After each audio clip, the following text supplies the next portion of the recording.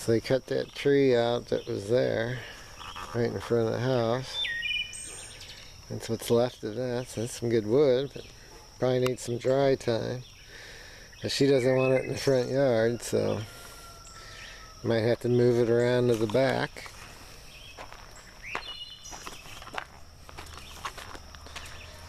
Yeah, all the tiger lilies are in bloom, I guess.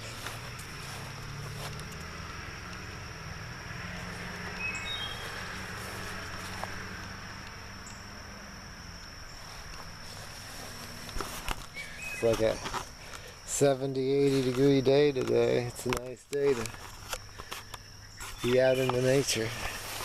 Not hot at all. There's some more wood over there.